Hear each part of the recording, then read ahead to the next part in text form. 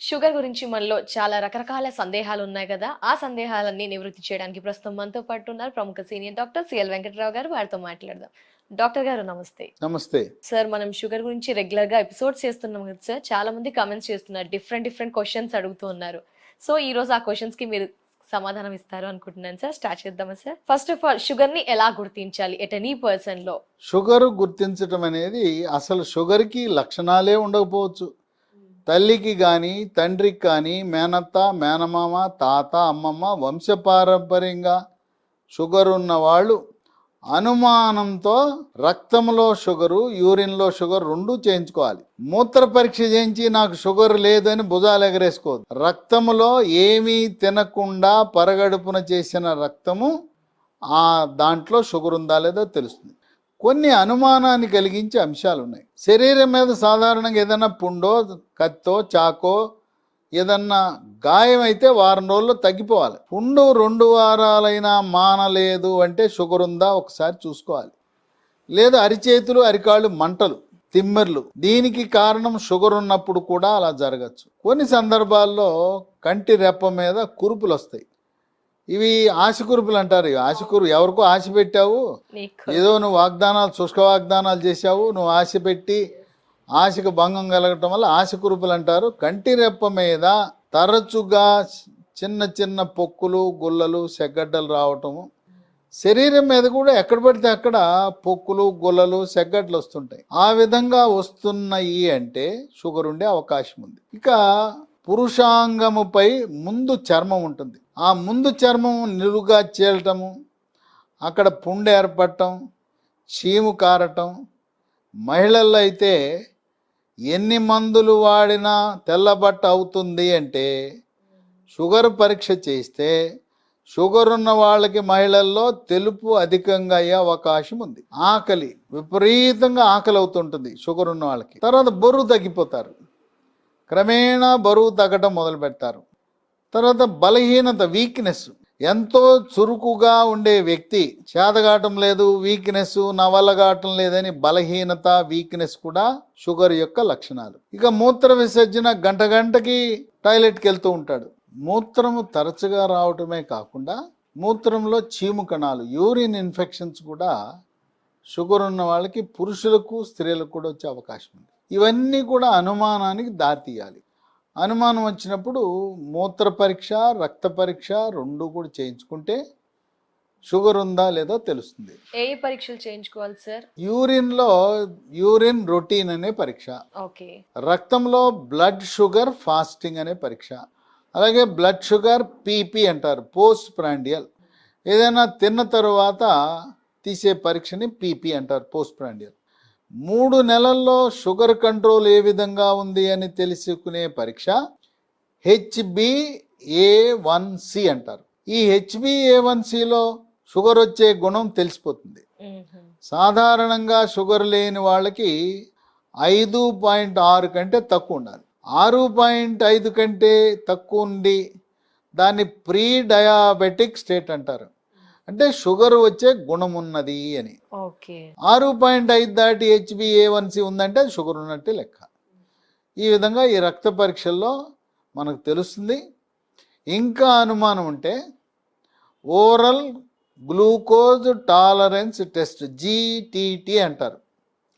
అదేంటంటే కొద్దిగా షుగర్ ఇచ్చి, గ్లూకోజ్ ఇచ్చి ఏ విధంగా షుగర్ పెరుగుతూ ఉందో చూస్తారు. ఇది అందరికీ అవసరం లేదు, కొంతమందికి, ముఖ్యంగా గర్భము దాల్చినప్పుడు షుగర్ వస్తుంది, ప్రసవం అవగానే షుగర్ తగ్గిపోతుంది. ఇలాంటి వాళ్ళకి సాధారణంగా సమస్య ఉండదు. గర్భము దాల్చినప్పుడు షుగర్ వచ్చిన వాళ్ళకి భవిష్యత్తులో డయాబెటీస్ వచ్చే అవకాశం ఉంది కనుక వాళ్ళకి GTT, గ్లూకోజ్ టాలరెన్స్ టెస్ట్ చేయవలసిన అవసరం ఉంటుంది. షుగర్ అనగానే పంచదార మానేస్తూ ఉంటారు, టీలో షుగర్ని అవాయిడ్ చేస్తుంటారు, స్వీట్స్ కూడా కొంచెం తినడం మానేస్తూ ఉంటారు. సో ఈ పదార్థాలు తీసుకోవడం వల్లే ఖచ్చితంగా ఫ్యూచర్లో షుగర్ వస్తుందా సార్? మనం షుగర్ ఉన్న వాళ్ళు చక్కెర, పంచదార తినకూడదు, కానీ అధికంగా షుగరు, పంచదార తినటం వల్ల షుగర్ వ్యాధి, డయాబెటీస్ రాదు. ఎవరికి వస్తుందంటే మన వంశపారంపర్యంగా షుగర్ వచ్చే అటువంటి జన్యుపరంగా ఉన్న వాళ్ళకు వస్తుంది, కానీ షుగర్ అధికంగా తినటం వల్ల మాత్రం డయాబెటీస్ రాదు. కొంతమందికి అనుమానం ఏంటంటే, సరే షుగర్ వద్దన్నారు, నాకు షుగర్ వ్యాధి ఉంది, డయాబెటీసు, బెల్లం తినచ్చా అని అనుమానం. బెల్లము కూడా తినకూడదు. చెరుకు బెల్లమా, తాటి బెల్లమా, ఏ బెల్లము తినకూడదు. ఇంకా కొంతమందికి ఇంకొక అనుమానం, తేనె వాడచ్చా లేదా అని. తేనె కూడా వాడకూడదు. చక్కెర, బెల్లము, తేనె 3 కూడా పూర్తిగా నిషిద్ధం. అవి వాడకూడదు. వాడితే అమాంతం షుగర్ పెరిగిపోతుంది. ప్రస్తుత సిచ్యుయేషన్ లో చూసుకుంటే ప్రతి ఒక్కరి ఇంట్లో చూస్తున్నాం, మరి ప్రతి ఒక్కరికి వస్తుందనే భయం అయితే అందరిలో ఉంది సార్. మరి ఏం చేయాలి? యువత కానీ రాకుండా ఉండాలన్నా కానీ, షుగర్ రాకుండా జస్ట్ టిప్స్ ఏమైనా ఉన్నాయా? ఇప్పుడు ప్రపంచవ్యాప్తంగా 800 కోట్ల జనాభా ఉన్నారు. దాంట్లో దాదాపు 45 కోట్ల మందికి 800 కోట్లు 45 కోట్లకు షుగర్ ఉంది. మన భారతదేశంలో 135 కోట్లలో 7 కోట్ల మందికి షుగర్ ఉంది. ఇది కాక ప్రీ డయాబెటిక్ అని షుగర్ వచ్చే గుణం ఉన్న వాళ్ళు భారతదేశంలో 3 కోట్లు ఉన్నారు, ప్రపంచ దేశాల్లో మరొక 20 కోట్లు ఉన్నారు. ఈ షుగర్ రాకుండా మనం ఏ జాగ్రత్తలు తీసుకోవాలంటే, బరువు పెరగకూడదు. ఆహార నియమాల్లో మన పూర్వీకులు తెల్లటి అన్నం తింటూ నేర్పించారు. మనం అన్నంలో కూర వేసుకుంటాం. అన్నంలో కూర కాకుండా కూరలో అన్నం పెట్టుకోవాలి. కొద్దిగా తినాలి. తెల్లన్నం, మల్లెపూలా ఉండేవి తినకూడదు. బ్రౌన్ రైస్, మణిపూర్లో పండించే బ్లాక్ రైస్, మణిపూర్ కాదు, ఇప్పుడు ఆంధ్ర తెలంగాణలో కూడా చాలామంది రైతులు పండిస్తున్నారు. గ్రామాలలో నల్ల బియ్యము మనకు అందుబాటులో ఉన్నాయి. బ్రౌన్ రైసు, నల్ల బియ్యం తింటే తిరిగే లేదు. అలాగే చిరుధాన్యాలు గతంలో 100 సంవత్సరాల క్రితం అందరూ చిరుధాన్యాలే వాడేవారు. జొన్న, రాగి, సజ్జ, కొర్రలు, అరిగెలు, సామెలు, ఊదలు ఇవి తింటే షుగర్కి చాలా దూరంగా ఉంటాం. రాగి జావా, రాగి మాల్టు, రాగి ముద్ద, రాగి రొట్టె ఇవన్నీ కూడా అధికంగా వినియోగించటం వల్ల షుగర్ వచ్చే అవకాశం తక్కువ. ఆకుకూరలు, కాయగూరలు, డ్రై ఫ్రూట్స్, బాదం, వాల్నట్, పిస్తా, ఖర్జూరం, అంజీర్, ఆప్రికాట్, జీడిపప్పు, పల్లీలు, వేరుశనగ పప్పు వీటి వినియోగం వల్ల వీటిలలో మాంసకృతులు, ఖనిజ లవణాలు, విటమిన్లు అధికంగా ఉంటాయి. కనుక షుగర్ రాకుండా మనం నియంత్రించుకోవచ్చు. ఇంకొక ధాన్యం ఉంది, కినోవా ధాన్యం అని ఉంది. క్వినోవా అంటారు, కినోవా అంటారు. కినోవాని వండుకుని అన్నం తింటే చాలా మంచిది ఆరోగ్యానికి. అలాగే ఓట్స్ కూడా. ఓట్స్ని ఉదయం టిఫిన్ బదులుగా పాలల్లో వేసుకుని తినచ్చు. రాత్రిపూట భోజనానికి బదులుగా కూడా ఓట్స్ చాలా ఆరోగ్యానికి మంచిది. షుగర్ ఉన్న వాళ్ళకి, షుగర్ లేని వాళ్ళకి కూడా ఓట్స్ వినియోగం శ్రేష్టమైంది. చాలా మంది షుగర్ వచ్చింది అనగానే చపాతి నైట్ పూట తింటూ ఉంటారు. మరి తినాలా, తినకూడదా? ఇప్పుడు ఎవరికైనా గతంలో నేను కూడా చూసింది ఏంటంటే, షుగర్ వచ్చింది అనగానే అన్నం మానేసి చపాతీలు, అన్నం మానేసి గోధుమ రవ్వతో ఉప్మా, అన్నం మానేసి గోధుమ అన్నం తింటూ, ఆహా నాకు షుగర్ వచ్చింది నేను అందుకనే గోధుమ తింటున్నా అన్నారు. బియ్యములో ఎంత పిండి పదార్థము, కార్బోహైడ్రేట్ ఉన్నదో సమానంగా గోధుమల్లో కూడా అంతే ఉన్నది.